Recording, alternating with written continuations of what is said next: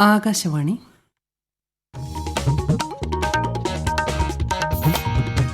നമസ്കാരം. പ്രാദേശിക വാർത്തകൾ വായിക്കുന്നത് ലിൻസ സിറാജ്.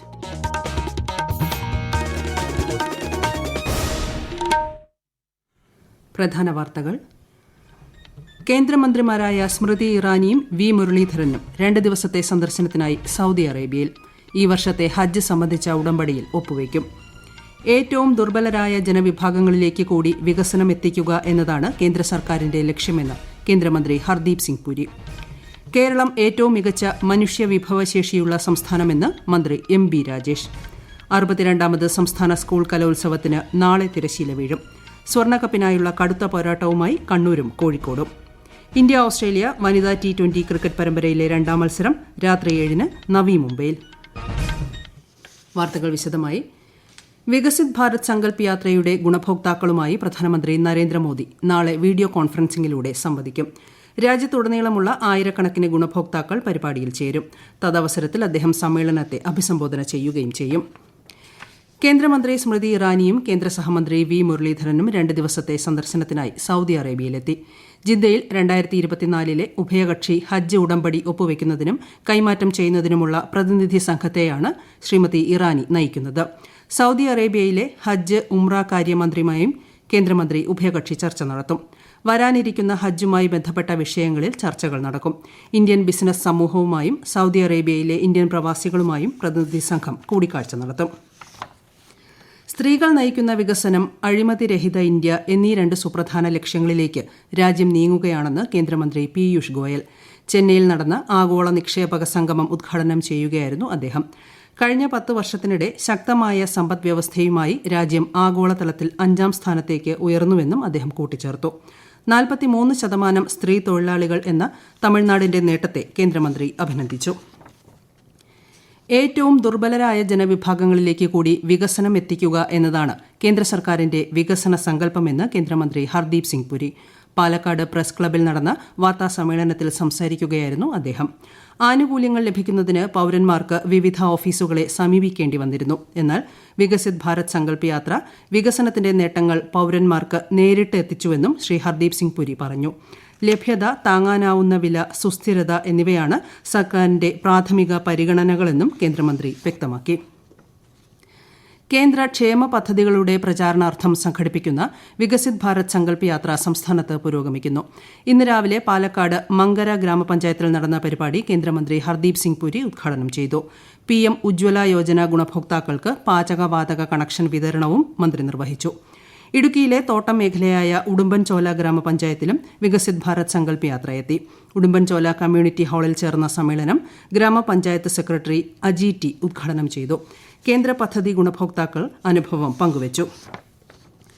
വികസിത് ഭാരത് സങ്കൽപ് യാത്ര ഇടുക്കിയിലെ സേനാപതിയിൽ നടത്തിയ പര്യടനത്തിൽ പങ്കെടുത്ത PMEGP പദ്ധതി ഗുണഭോക്താവായ ചെമ്മണ്ണാർ സ്വദേശിനി ജിൻസി ഷിനോദ് തന്റെ വിജയകഥ ആകാശവാണി വാർത്തകളോട് പങ്കുവയ്ക്കുന്നു. നമസ്കാരം, എൻ്റെ പേര് ജിൻസി ഷിനോദ്. വികസിത് ഭാരത് സങ്കല്പ യാത്രയിൽ ഒരംഗമാകാൻ സാധിച്ചതിൽ എനിക്ക് വളരെയേറെ സന്തോഷമുണ്ട്. കേന്ദ്ര ഗവൺമെൻറ്റിൻ്റെ തൊഴിൽദായക പദ്ധതിയിലൂടെ എനിക്ക് ഒരു ലോൺ തരികയും അതിൽ ഒരു പലചരക്ക് കടയും ഒരു ബേക്കിംഗ് സെൻറ്ററും 6 മാസമായി ഞാൻ നടത്തുകയാണ്. എന്നെപ്പോലുള്ള വനിതകൾക്ക് കേന്ദ്ര ഗവൺമെൻറ്റും നല്ല സപ്പോർട്ടാണ് നൽകുന്നത്. അതിൽ എനിക്ക് വളരെയേറെ സന്തോഷമുണ്ട്. ഏറ്റവും മികച്ച മനുഷ്യവിഭവശേഷിയുള്ള സംസ്ഥാനമാണ് കേരളമെന്ന് മന്ത്രി M.B. രാജേഷ്.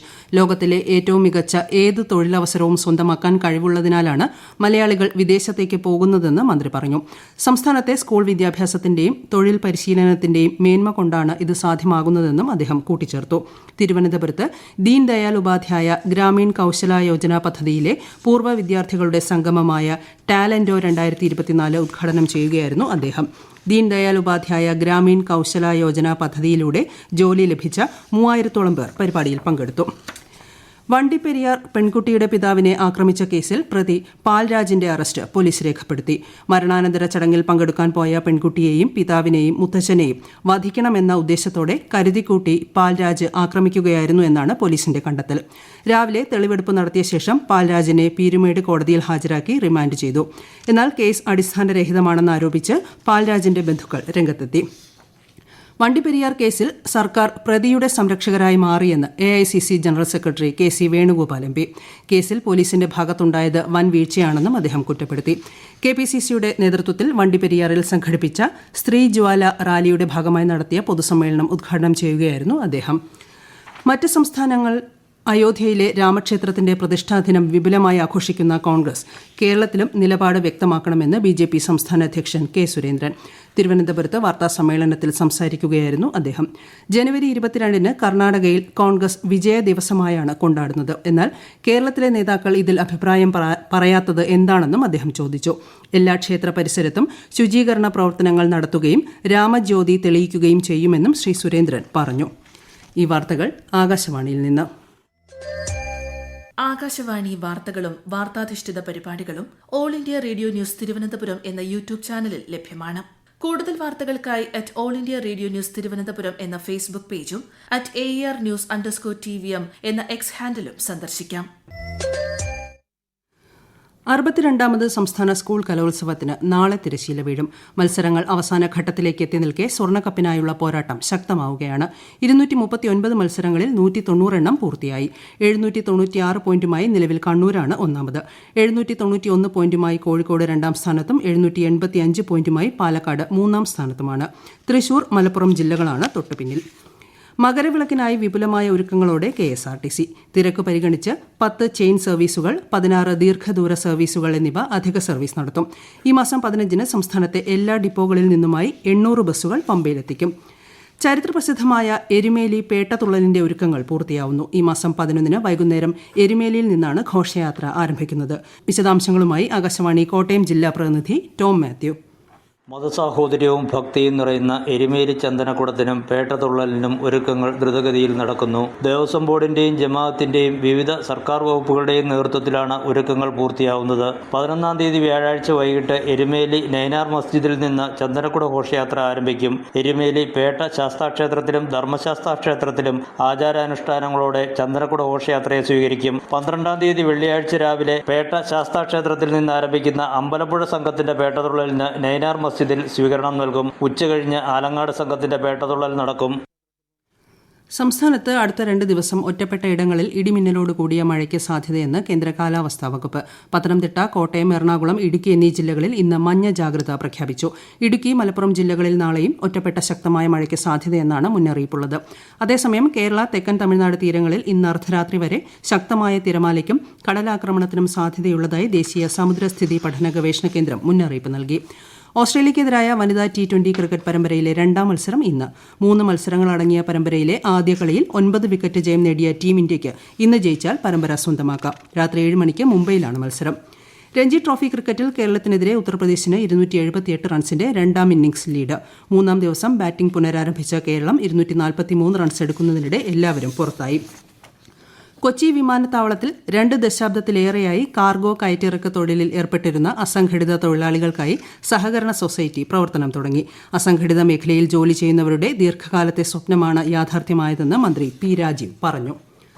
പ്രധാന വാർത്തകൾ വീണ്ടും. കേന്ദ്രമന്ത്രിമാരായ സ്മൃതി ഇറാനിയും V. മുരളീധരനും 2 ദിവസത്തെ സന്ദർശനത്തിനായി സൗദി അറേബ്യയിൽ. ഈ വർഷത്തെ ഹജ്ജ് സംബന്ധിച്ച ഉടമ്പടിയിൽ ഒപ്പുവയ്ക്കും. ഏറ്റവും ദുർബലരായ ജനവിഭാഗങ്ങളിലേക്ക് കൂടി വികസനം എത്തിക്കുക എന്നതാണ് കേന്ദ്ര സർക്കാരിന്റെ ലക്ഷ്യമെന്ന് കേന്ദ്രമന്ത്രി ഹർദീപ് സിംഗ് പുരി. കേരളം ഏറ്റവും മികച്ച മനുഷ്യവിഭവശേഷിയുള്ള സംസ്ഥാനമെന്ന് മന്ത്രി MB രാജേഷ്. 62ാമത് സംസ്ഥാന സ്കൂൾ കലോത്സവത്തിന് നാളെ തിരശ്ശീല വീഴും. സ്വർണ്ണക്കപ്പിനായുള്ള കടുത്ത പോരാട്ടവുമായി കണ്ണൂരും കോഴിക്കോടും. ഇന്ത്യ ഓസ്ട്രേലിയ വനിതാ T20 ക്രിക്കറ്റ് പരമ്പരയിലെ 2ാം മത്സരം രാത്രി 7-ന് നവി മുംബൈയിൽ. പ്രാദേശിക വാർത്തകൾ കഴിഞ്ഞു. അടുത്ത വാർത്താ പ്രക്ഷേപണം 7:25-ന്.